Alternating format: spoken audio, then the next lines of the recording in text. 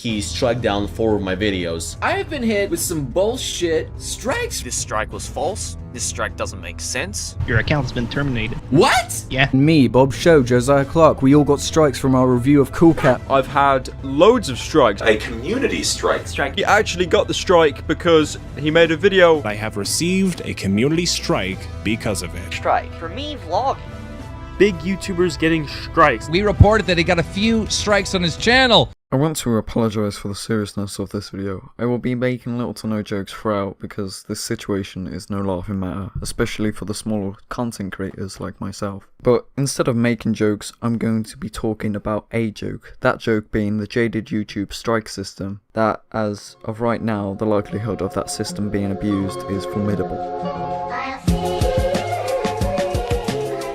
So if for whatever reason you haven't heard already through a number of smaller YouTubers, you will unfortunately not know the problems we as a smaller community are going through. And these situations aren't minuscule, tedious events. In actual fact, these events are instead channel corrupting problems that we as a smaller community cannot face alone. These problems are actually closing down the possible future of huge content creators on YouTube. An example of 2 channels that have already been falsely flagged down are BSM TV and the Burkinator 4. Both channels are now no longer because of this broken fucking mess we call the strike system on YouTube. Someone or several people out there essentially reported every single one of my videos under the clause harassment and bullying, and because enough reports were issued, YouTube actually managed to take down my entire channel. I was again unable to even log into my channel to appeal, as the channel was instantly deleted off of YouTube. To think this individual had received 4 strikes in a matter of minutes, thus ending his channel, is the scariest shit ever. And undoubtedly, history soon repeated itself on the other content creator, Burkinator. The worst thing about this strike was that it was literally one of my random full live stream VODs. So when they gave me the option to review my video to find out what I did wrong, it said the video was no longer available. It would not let me watch any of the footage, and they gave me no reason at all for taking it down.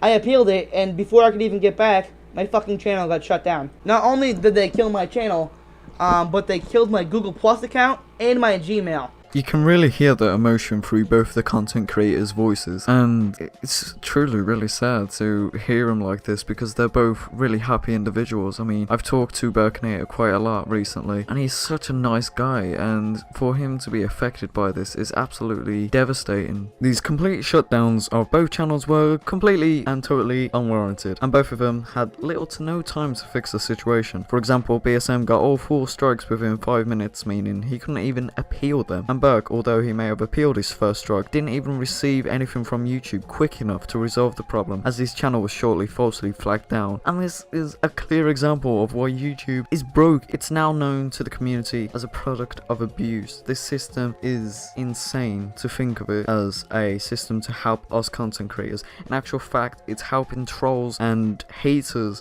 bring down us content creators just because they didn't agree with our opinion, which is obviously censorship of freedom of speech. This is not what YouTube should stand for, but yet they are.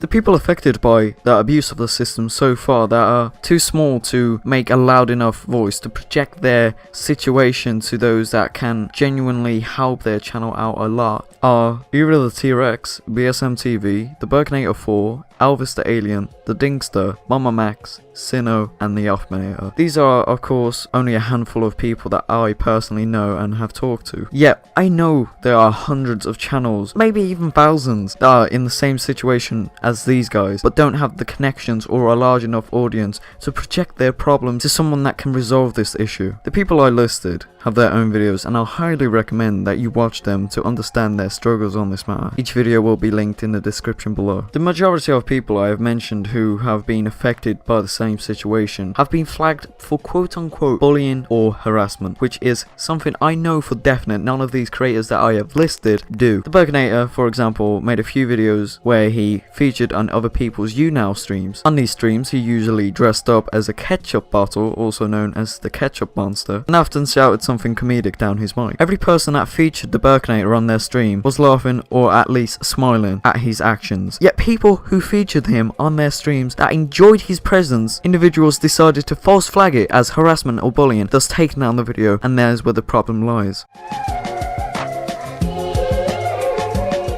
Matthew Patrick once said on an episode of Game Theory that YouTube is like a game and that each sub is like a progress in a level almost. And that's how I've always thought of it. But like all video games, there are hacks, exploits, and of course scumbags that abuse the game's bugs. For example, people that utilize viewbots and subbots remain on YouTube to this day, despite being exposed multiple times for being a user of these bots. My friend Herotic TV made a good video about a few popular YouTubers that utilize these douchey ways. Yet, someone who has the approval of the individuals they're making videos on can get their channel striked and even possibly terminated off the site. So the people who I directly impacted with the video liked the video, but somehow it still got taken down for breaking the community guidelines. I have never felt more helpless, more just completely abused in my life. Furthermore, the only help we as creators can get is through trying to make videos like this to spawn a loud enough noise so others can spread the word and eventually get it seen by someone who has connections with YouTube to resolve this ongoing problem. We as smaller channels rely on viewers to spread the word, and that to some is demeaning to them. We instead should have that ability, no matter the size of our channel, to get in contact with a YouTube official to privately resolve this problem. But instead, we have an auto messaging service because Google are way too lazy to fix a site that is desperate need of a fraction of the wealth they gain within minutes. On the subject of exploits, on Christmas Day 2009, YouTube was temporarily hacked for 24 hours. By this I mean an anonymous individual somehow replaced most of people's videos thumbnails with a man of Asian descent. YouTube to this day does not know what happened on that day, and I'm pretty fucking sure they wasn't even properly informed on this matter. Fast forward to 2016 and YouTubers are still getting hacked through a process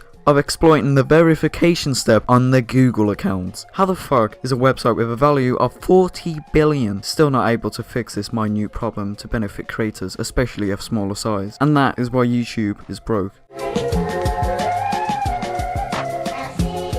When I think of YouTube, I think of the logo, but with a crack right through the center. The crack is very visible, yet you can still see the reason YouTube isn't fully broke. It's because there is a glue holding it together, that glue being the community. Without such a strong community, this site wouldn't be anything, which is obvious, but the community report problems happening on the site. The community entertained the millions of active users, and the community made their own fucking appeal system in replacement of the current broken one, which is already flooded by the thousands of people who are having problems with the abused system. Why can YouTube not look at creators of a smaller size and see potential instead of letting them crumble and die to this monster that is part of their site? Obvious both Google and YouTube as a company on its own care more for the money instead of the people that are providing that money. Even the smaller creators that provide a little bit of money towards YouTube, it's still something that is going in their back pocket, yet they don't care. So if they cared so much about money, why don't they actually let us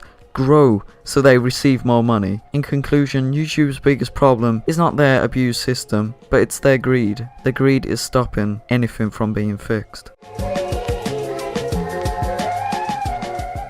Often I say towards the end of my videos to you guys to drop a like and share it with friends, but this time there is a valid reason that could potentially help the smaller community on YouTube and that could possibly help YouTube as a whole. If you're able to share this video with anyone, your friends or people that you may know that do YouTube on this matter, it would help massively and it would be appreciated by not just myself but the thousands that are affected by this abuse system. Additionally, tweeting this out towards YouTube news outlets such as Scarce, Keemstar or Philly D will also help the matter massively, and I also suggest watching and sharing the victims' videos that I've previously mentioned that will be linked in the description below. I also want to quickly break topic and say this video will never be monetized unless ironically falsely claimed by this broken system. If you do see any adverts on this video, please tweet it at me. I do not intend to profit off a problem affecting close friends and the thousands and possibly me in the future.